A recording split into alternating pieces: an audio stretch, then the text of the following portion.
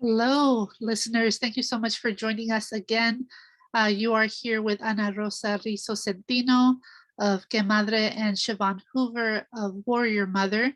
Um, I know it's been a tough week for folks with everything going on with the floods, and that's actually what we want to talk about today is how we, as mothers, kind of take care of our own mental and emotional health as we are also helping our kids deal and cope emotionally and mentally with emergencies like floods and everything else that we have to deal with as Californians. We did get some rain here in Oxnard where I live, but definitely not as bad as y'all got it in Santa Barbara. So Siobhan would love to hear, what that experience was like and what you want to share with our listeners. Yeah.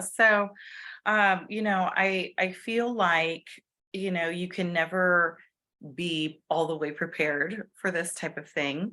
The city of Santa Barbara in general always tends to flood, right? We have um, the underpasses and all the roads, so the drainage systems, everything is just coming down towards the beach. And in our instance, I know everyone has their own story out there about what they experienced this week. But for me, one of my main focuses was to remain calm. My daughter has a little bit of anxiety, which is common in kids. Son was a little bit more relaxed. He was also under the weather, so it was kind of perfect that they had actually both stayed home that day. But as the water came down, as it comes pouring down, you're starting to be like, oh, okay, well, how do I prepare for this? What do I do?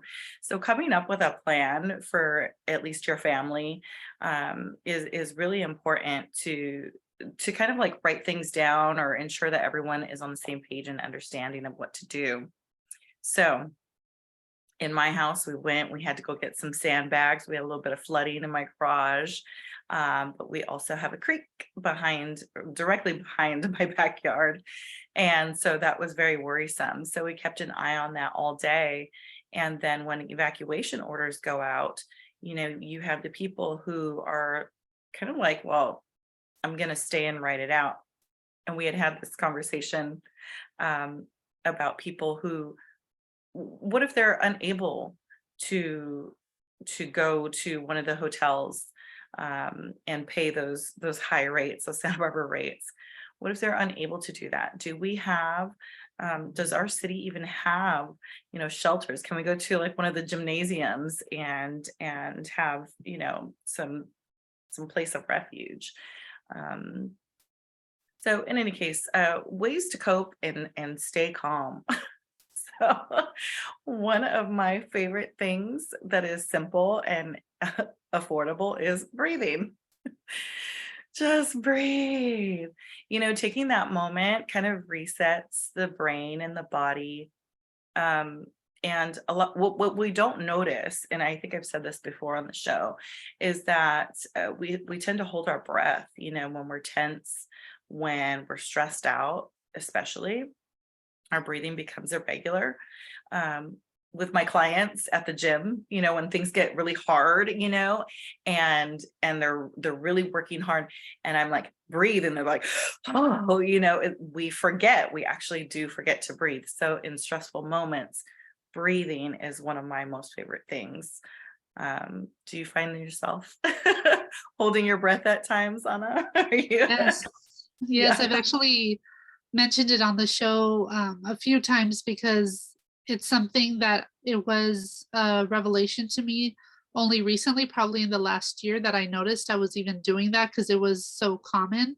But one time I caught myself and I'm like, oh my gosh, I've been holding my breath for a really long time. Um, and then I just realized that I do that almost every day when anything is stressful or um, angering. Um, and rather than lash out at people, because I try not to do that, I just like hold my breath.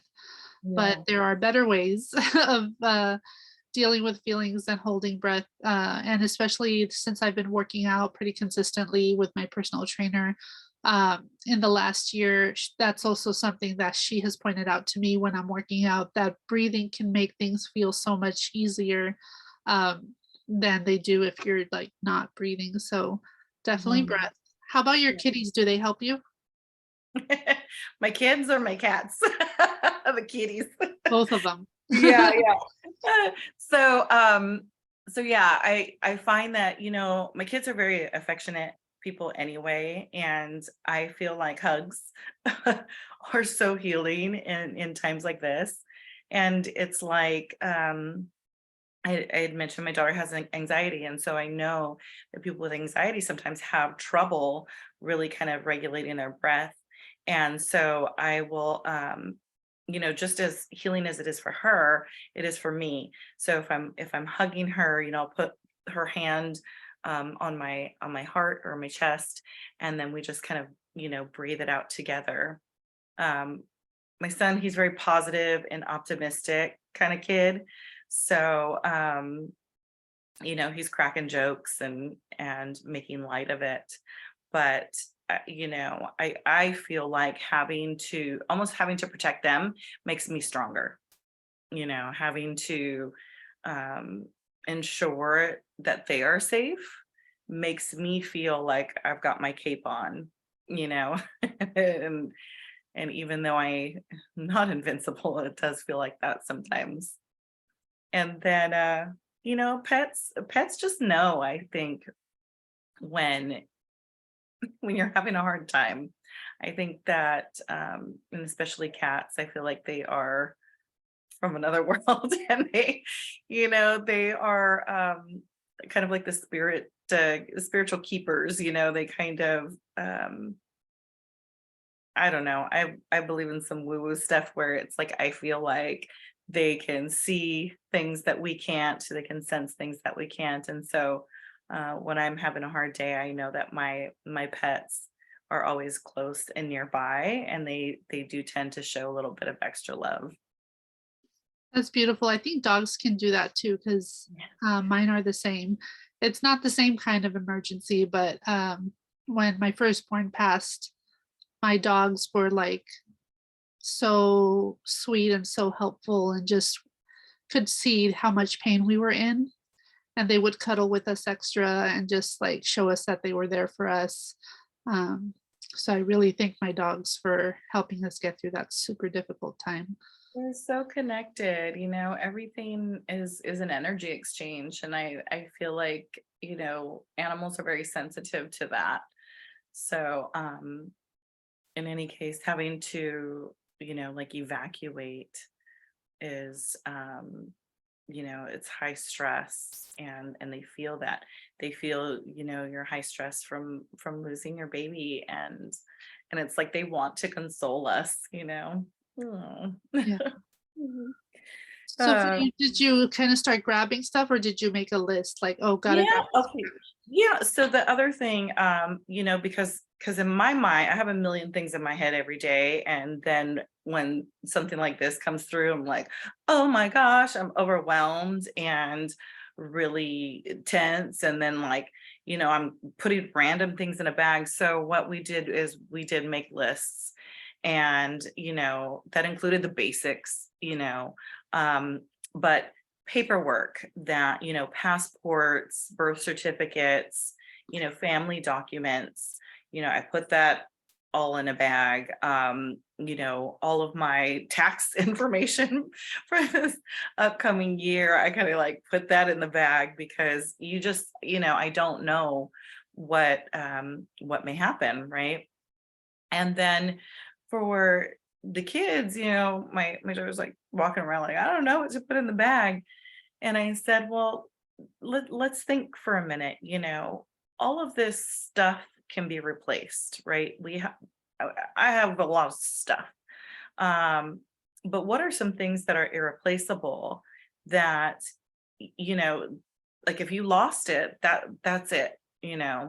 So for me, I gave them an example. I said, listen, I have that basketball. So on my 10th birthday, my dad took me to a Laker game and then ended up getting the game ball signed by the entire team. And, so I have that in a case.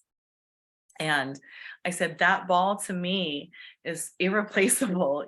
I cannot go back to the Laker game and have Magic Johnson and Byron Scott and James Worthy and everybody, Jerry West signed this ball. So for me, this is what I'm taking with me.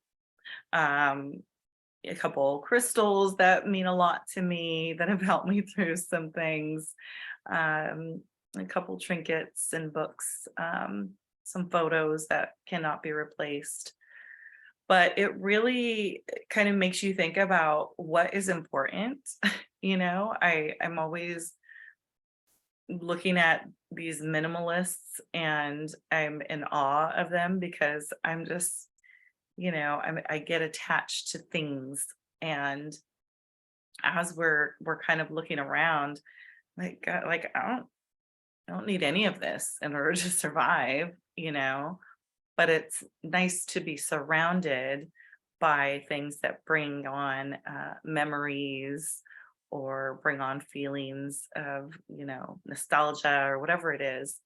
But I was able to just whittle it down to a suitcase and a basket, and that was it.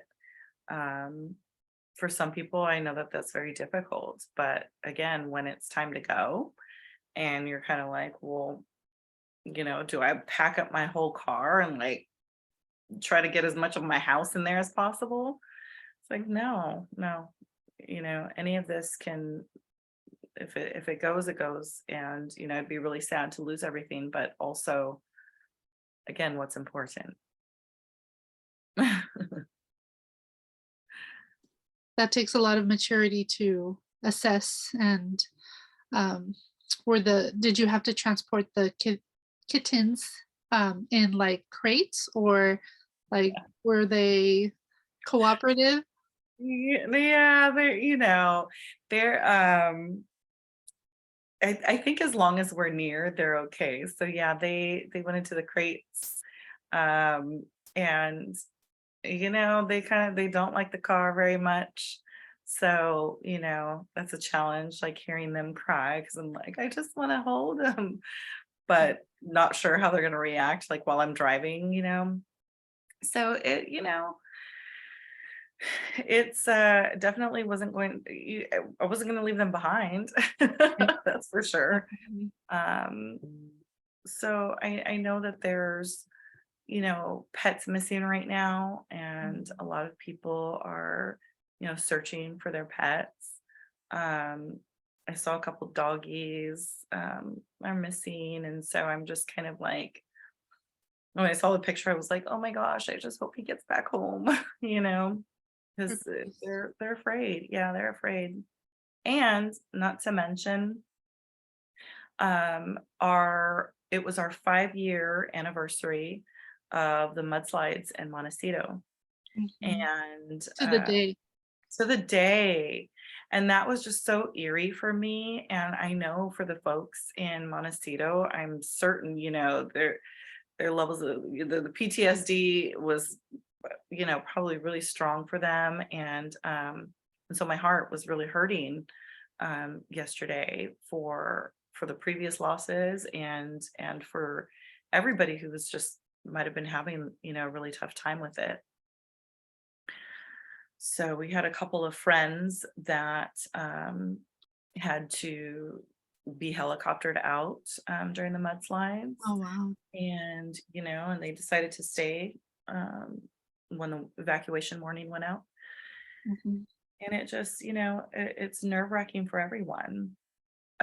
We have a lot of commuters that come in from Ventura and Lompoc into Santa Barbara, and then suddenly nobody could get out. So, freeways shut down, the Mhm. streets were flooded. I was kind of driving down a street and got really nervous because I was like, oh my God, my car doesn't get stuck. Please don't let us get stuck here. Oh wow. Um, so it's not just me and my experience. It is everyone as a whole, and I think that our community really does come together and everybody does work hard to get back to where we need to be. But yeah, we certainly are all feeling the heaviness and the weight of kind of like the loom of the of disaster. But Mhm.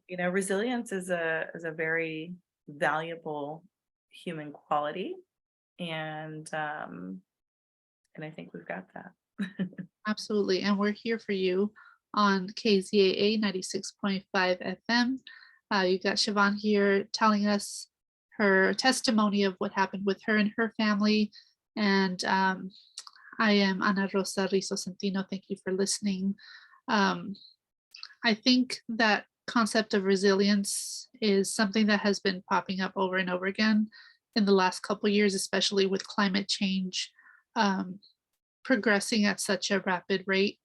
And I think for me, this also brings up the topic of, as women of color, we have had to be resilient in all kinds of ways for a long time. Um, and I feel like that intersects with these, climate emergencies too, because it's like, as it is, we're already tapped out from always having to think of everybody's feelings before our own, and, catering to, our bosses at our jobs, and, you know, people, Spouses and children, spouses, yeah, children, everything. friends, yeah, yeah. So it's like the epitome of like getting to that other level of, okay, so on top of everything, now I also have to deal with floods. I also have to deal with, those of us who are Californians, earthquakes have been a big deal for us for a long time. Um, and it's like, how do you have that first aid kit, right, for your daily life, and then maybe a little extra for when there's emergencies? Right. Speaking of climate change, I had read something that, we have only so many years left you know, before we can't undo anything. Do you happen to know what that number Yes. looks like? It's by 2030. So by 2030, we need to be pretty free of our dependence on oil, um, because that's fossil fuels is one of the major reasons for climate change. Um, and there have been several lawmakers who have been making an effort, at least in the state of California, to turn things around. Like I believe Newsom passed a law that after 2030, you can no longer buy uh, um, A gas gas powered. powered uh, vehicles. So I think that's a really big step in the right direction. But honestly, we should have already done that. So it feels like we're kind of playing catch up. Yes. And I am in my day job the network manager for the Central Coast Climate Justice Network. So if any of you all are interested in volunteering in grassroots Green New Deal that we're developing for the region, please let me know. You can email me at anarosalacasa@gmail.com. And I'm just really enthusiastic about the work that we've been doing. In Santa Barbara County, we held a house meeting campaign that almost 400 people were part of, to talk about our communities and how we see a policy platform advancing change for a grassroots Green New Deal. And now we're doing that same campaign in Ventura County. So, we're going to have different laws that we'll be pushing for, and resolutions that we'll be pushing for over the next couple years, to make that vision that Alexandria Ocasio-Cortez has been talking about on a federal level to come true for us on a local level, because everything that's national and global starts locally. So that's why we're trying to make that change right here. That is amazing. It's like a really proud feeling that you're included in that and kind of like heading up the team. I love that. Well, yeah, and you all are too with the Sea League, because with the Sea League, it's a beautiful way that youth get to fall in love with nature firsthand, so that once you fall in love with nature, then you really want to take care of it. And so for some people, they need that direct contact to kind of make that theoretical concept of like, oh, climate change and this and that, for it to feel very real. Yes. One of my first conversations with Chris Ragland, who's the founder of the Sea League, he was telling me he's an environmentalist, and we were talking about the ocean being our playground. And, a lot of kids of color don't really see it that way. Yeah. But once they get in there and they're in the water and they're surfing or stand-up paddleboarding or kayaking and whatnot, I think that it really, like you said, it makes that connection for them. And suddenly it's like, oh, yeah, we don't want trash in where we play. We don't want it to be polluted and where we hang out. It's like being at the park and there's, garbage and needles and whatnot. Yeah. It's the same concept. And for that, I was just like, oh my gosh, I really, really admire what he's doing. So Yeah, we are going to have him as a guest on this show. We've already extended the invitation. So something that's new for 2023 is that we are reopening the show to guests, because honestly, what had happened is Siobhan was our first guest for 2022, and we're like, we kind of just want to keep her. So then Siobhan became our third co-hostess, and then we stopped interviewing anyone else. But 2023, we are reopening it to other leaders in the community. So every month we'll have at least one guest that you'll get to hear from, which is really exciting. And Chris Ragland is one of those. yes. Yes, I'm excited about just all the different topics that we're going to be covering. So, um, you know, one thing that I also wanted to mention with the Sea League was that the movement in the body, right? Mm. So not only are we talking, environmental awareness for our kids, but also the movement in their bodies and being able to get out there. It's tough getting on a surfboard and paddling out and standing up and crashing down and getting back up. And so what I truly believe in is moving energy through the body through movement. And so whether it be, for everybody listening out there, maybe it's dance for you, maybe it's running or walking or hiking or biking or swimming, but whatever it is, when you are tense or stressed out, um, finding ways to move the body is going to help with your mental and your spiritual health. So again, just another like star on the on the Sea League Yeah. chart is that whole idea of being able to exercise, being able to take care of the beaches, being able to learn something new and find your courage and bravery in that. Well, because our bodies are our own ecosystem, right? And Ali wasn't able to join us today due to a scheduling conflict, but she posted a story the other day where she just was dancing to something. And I'm like, oh yeah, like when I'm stressed out, I should just do that. Because I forget, like when I'm stressed out, I don't always have all the tools at my disposal where I just think about what I can do. And it's like, yeah, that's a perfect thing. Just throw on some music and dance a little bit. And that's an instant mood shifter that Mhm. can make you feel so much better. Oh yeah, little 10-second dance party. Or even if you like find a moment to stretch. Okay, a lot of us are at, desks all day. We sit a lot in front of computers or, in meetings and whatnot. So if you can just take a moment or two to stretch your legs out, I- it makes such a huge difference in your body. So any kind of movement, literally any kind of movement, is going to help alleviate some of that. And also scent, right? You were talking about like the oils that you have. Those can also shift your mood, whether you're a lavender person like everybody else except me. Except except for la rosa. I like eucalyptus. That's the one that I carry in my car. Um, and I like vanilla or like warm smells like cinnamon. Um, Yes. those are things that kind of help me, but you know what you like. So just tap into Yeah, them.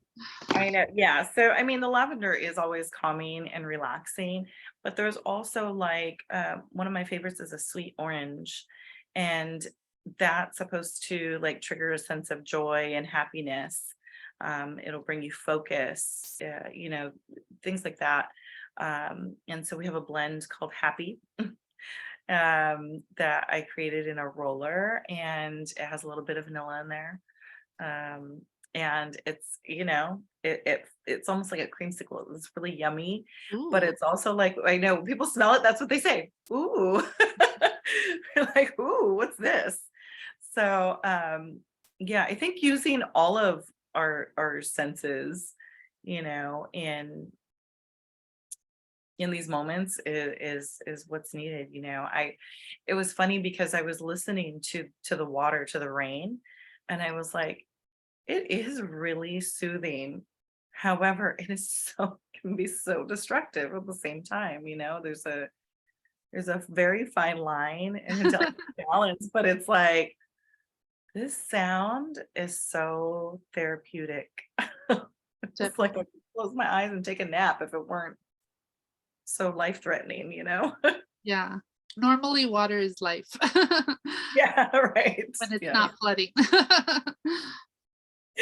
Oh, jeez. What was But the first emergency you ever remember having to react to and kind of get through?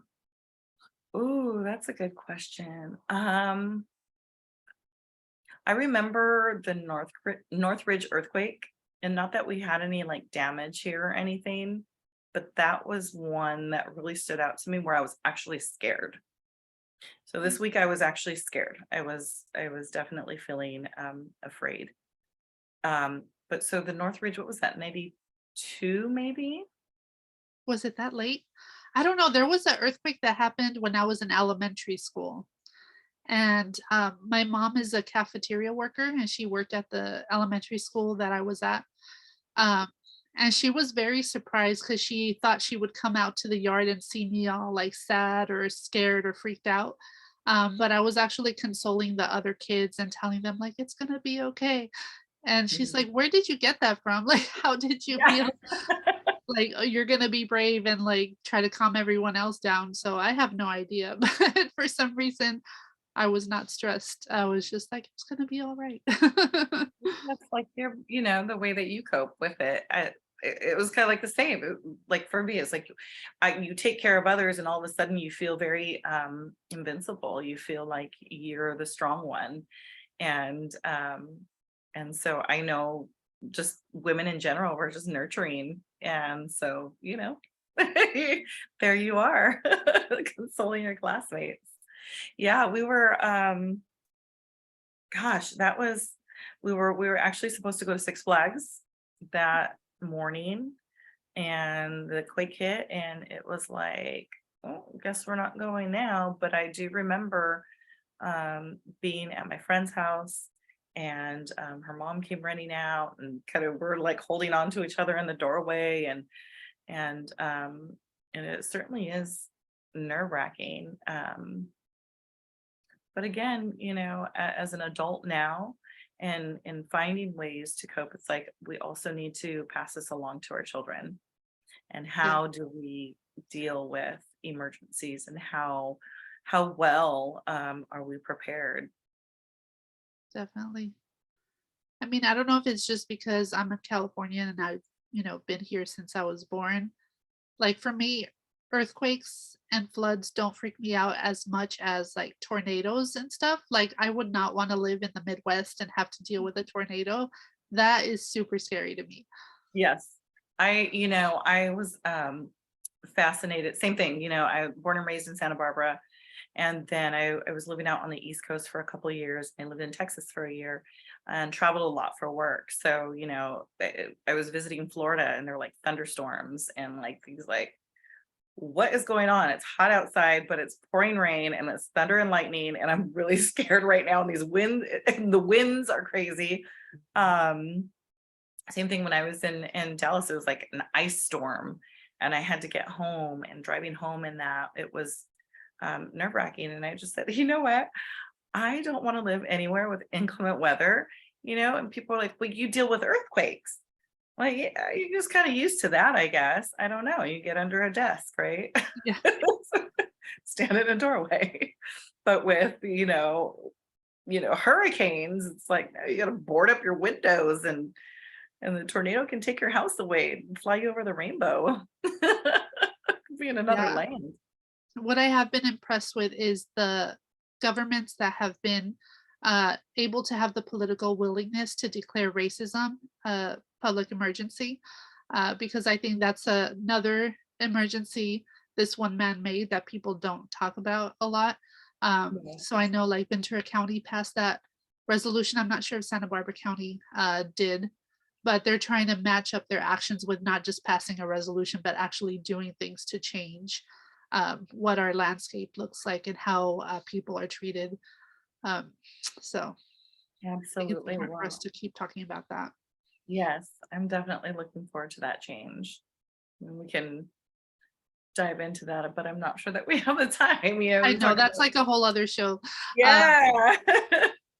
but I do want to thank our listeners for checking out another episode of Que Madre and Warrior Mother, and we'll have Ellie back with us hopefully next week with Bienestar CCC. And you've been listening to KZAA 96.5 FM with Siobhan Hoover and Ana Rosa Rizo Centino. We are also on YouTube, and our website is back up. So you can check out our KZAA website, and you can check out some of our episodes there as well. Thank you so much for listening, and hopefully you'll check us out again next week. Bye, everybody. Bye.